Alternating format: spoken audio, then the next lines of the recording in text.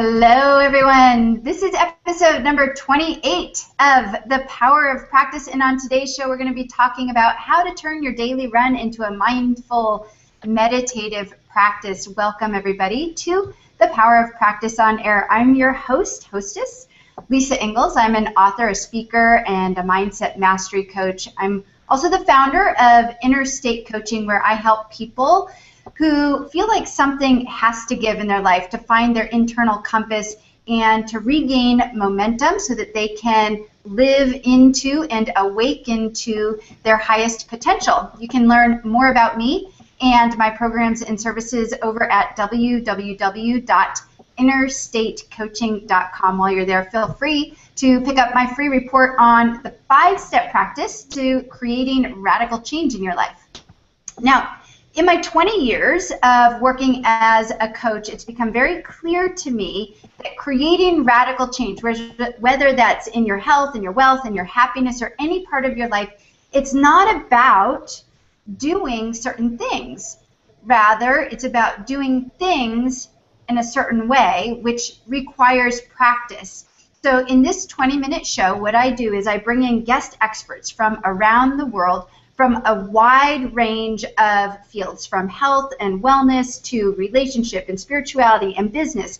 And I ask them all one question, and that question is, what one practice can you share with us that can create a radical breakthrough in health and wealth and happiness? And it's through these practices that you, the viewer, you, the listener, can gain the tools that you need to turn your stumbling blocks into stepping stones. So if you're joining us live, please do let us know you're here by posting in the comments below this video just to tell us where you're from, say hi to us. If you have any comments or questions, please feel free to get those going in the comments area so that my guest and I can respond and include you in this discussion. So today is a really, really cool hangout, I think, because my guest, Carrie Roldan, has become a soul sister, like S-O-L-E, as well as a soul, S-O-U-L, sister of mine over the past year. We met about a year ago, or a little less than a year ago, at a business networking event, and immediately realized, oh my God, we have all of these things in common, and one of them is running. And something that a lot of people hear me say all the time is that running is my spiritual cardiotherapy. It is.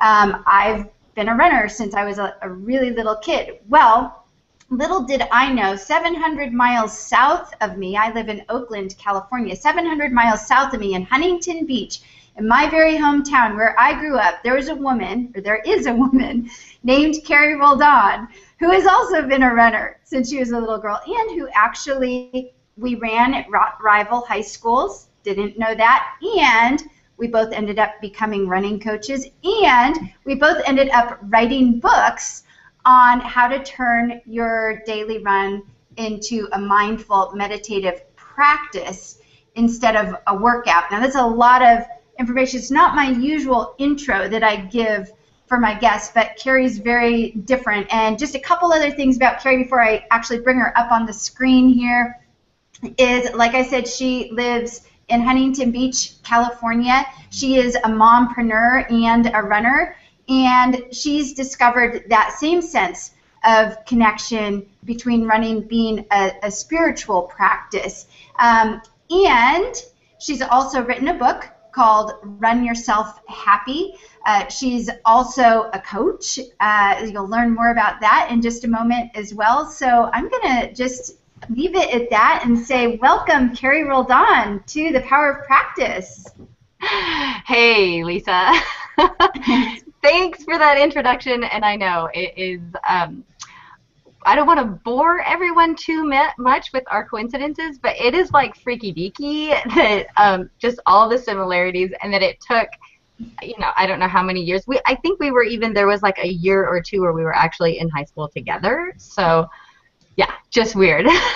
Yeah, it is really bizarre that you grew up in Huntington Beach. I grew up in Huntington Beach. We went to the rival high schools. The running that we've done, it's really quite interesting. What I find more interesting, though, because of course there's tons of runners out there. Running has become like, so everybody runs. Well, I shouldn't say everybody runs, but both of us have a passion for running, and our mothers, both of us are busy mompreneurs. That's the clientele that you serve, Carrie. And running for us really became a spiritual practice. And I'd love to hear a little bit more about how that happened for you. I can tell you how that happened for me, but why don't you share your story with that? So we've never actually had that conversation before, so this might just be interesting and another freaky deaky parallel.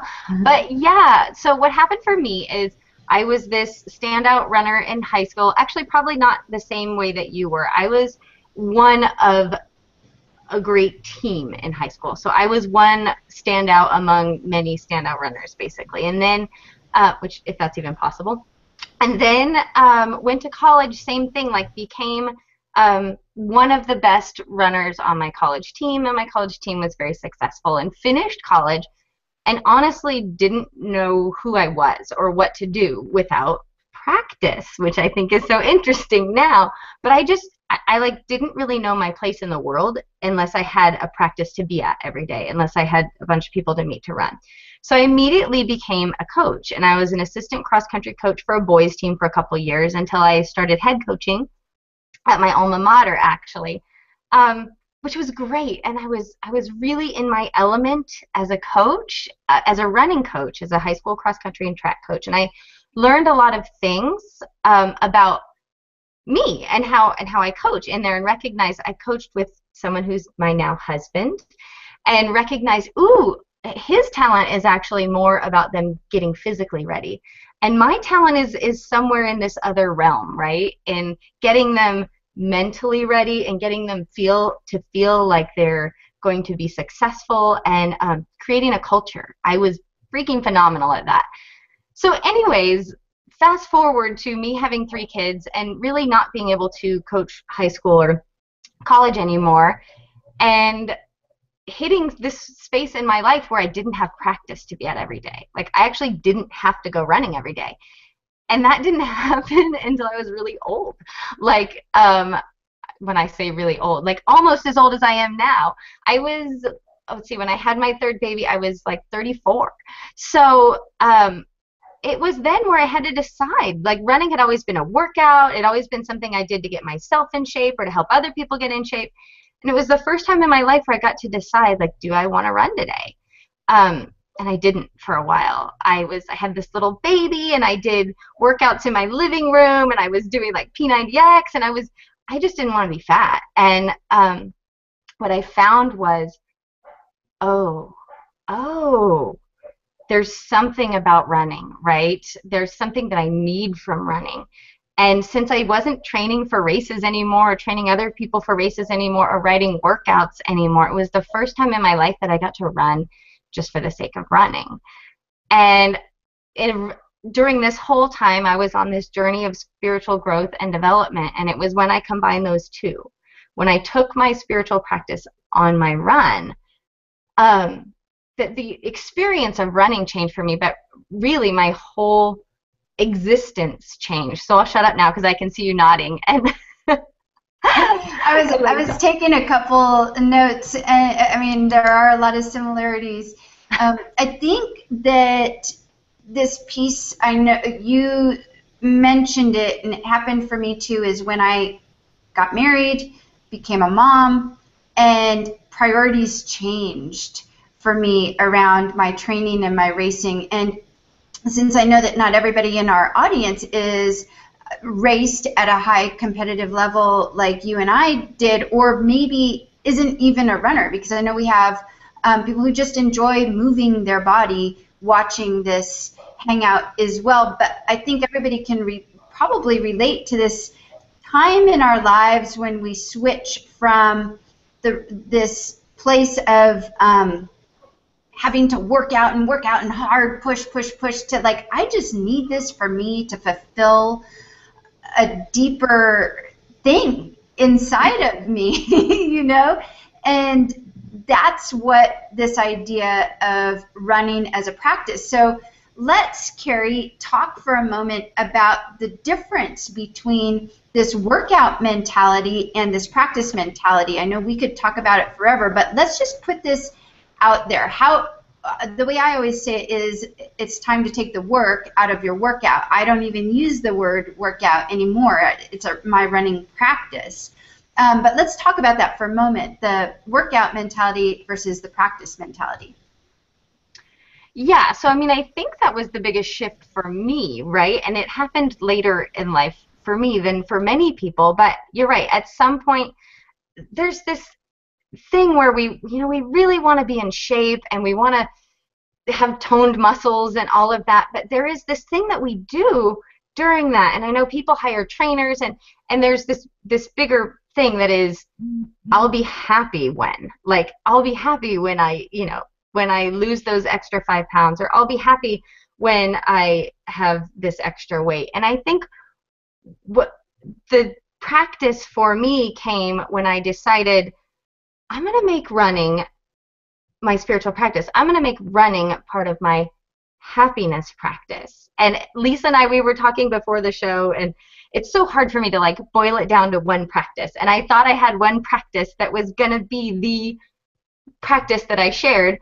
But as we're talking, I'm totally changing my mind, because I think that the thing that is the most important thing in shifting running or biking or hiking or walking or just your workout, right, is getting outside and doing it for yourself. Like, you're not doing it so when you'll be happy when. You're not doing it so that, you can fit into your skinny jeans. You're doing it because your soul literally aches for it. And as a mom, it was like alone time. It was time, even if I'm on crowded, busy streets and there's loud noises, when nobody is like, mommy, mommy, mommy, mommy, mommy. And it was a time when I could, one of the things that happens when you're running is that, at least happens for me, if I can exert my body, if I can tire my body, it quiets my mind.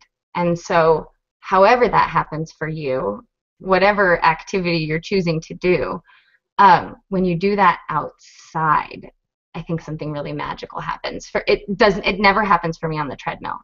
So, or in a, I think for some people it does happen on the treadmill. It doesn't for me. I have to be in nature. I'm pretty militant, if I want to use that word. I don't like using that word, but I sort of am, because I have to be in nature. I either need to be by a body of water, i.e. the ocean, or in the mountains. And I'm lucky where I live, because I live 10 minutes from the coastal mountains and I live 5 minutes from the ocean.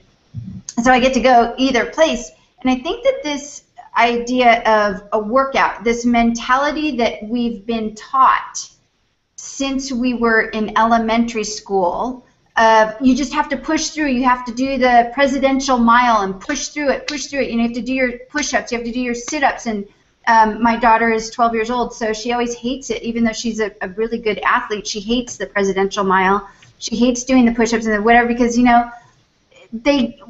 we were talking about this before in the green room. We are programmed from a very young age that exercise is punishment sometimes, right? So it's hard to shift that when we get older, and so there becomes a mentality around that there's a lot of work involved in a workout, and we have a push through it type of mentality. And now we see a lot of boot camps and a lot of challenges, which I have a strong aversion to, and it's because I spent many, many years as a personal trainer and a coach, and I saw all the injuries and what it did long-term to people mentally. So it's not that I'm naysaying it and I think it's bad. I just think that the mindset around it and this workout mentality does not serve us in the long run. You have any comments on that, Carrie?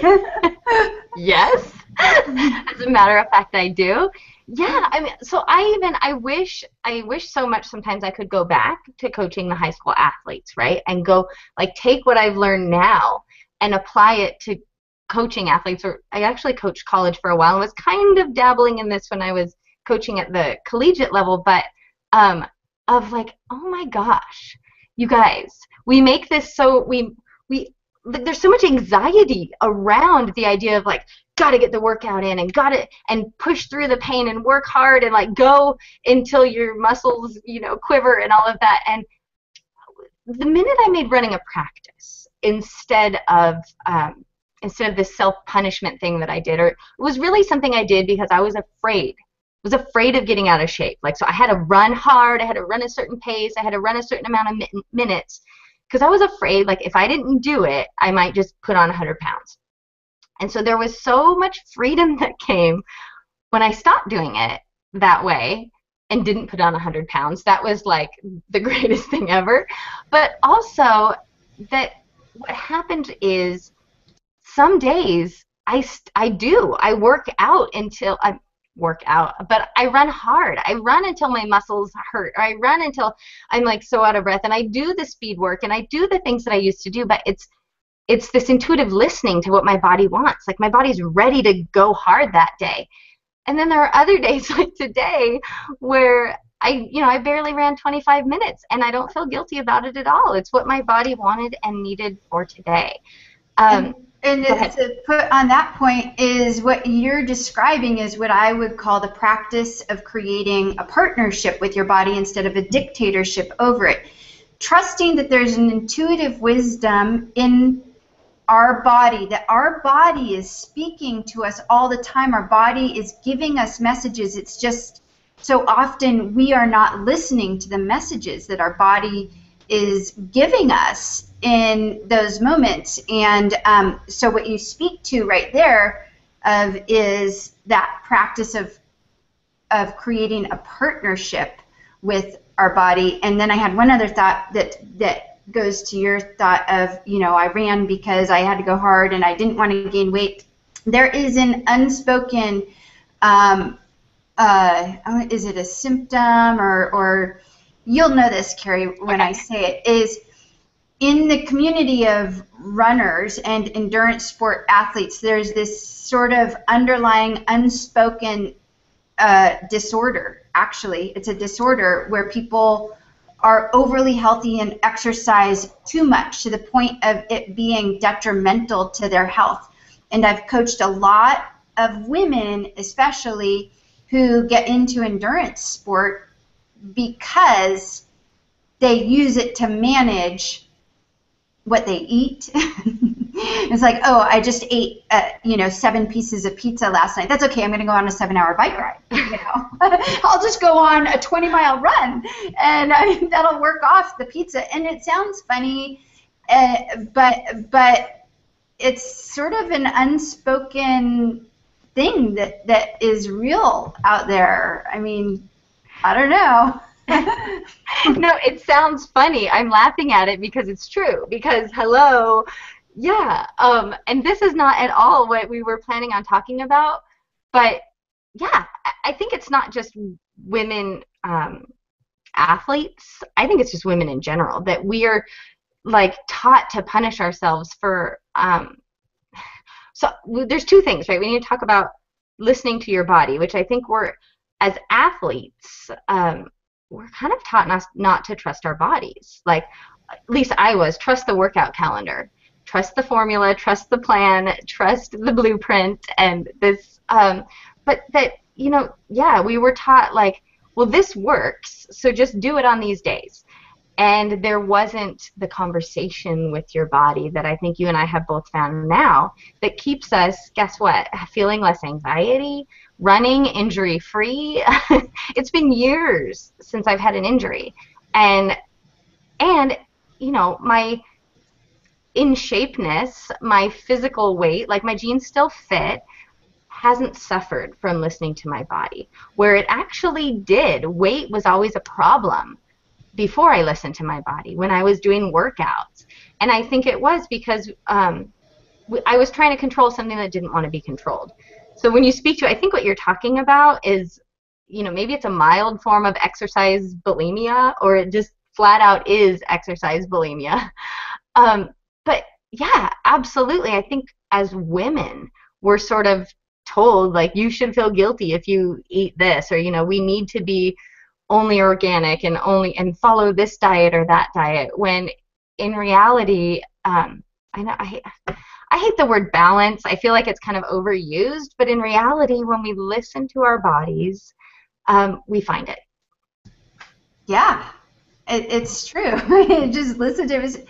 And that's as easy as it has to be. Creating this running practice that we're talking about is really, I think you've said it really well, Carrie, it's just about listening to your body. And what does your body want? I love the practice that you do. That's exactly what I do. Is I like go, what does my body want today? Sometimes I go out on a run and I'm like, whoo, man, my legs feel like bricks.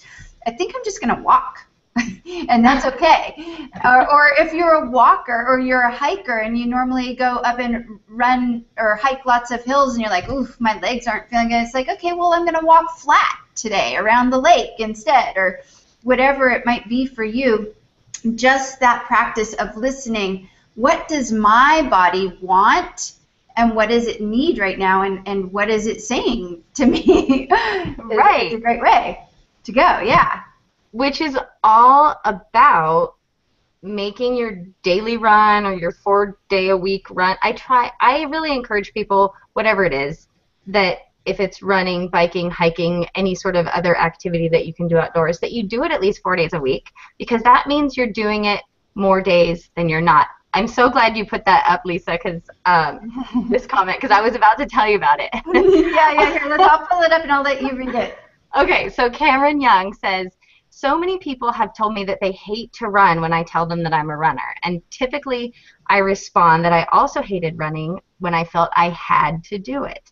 I enjoy running most when I don't have an agenda, and I find new trails and views during my run. I've lost this recently, so this Hangout on Air is very timely for me to remind me to run because I enjoy it and not because I have to.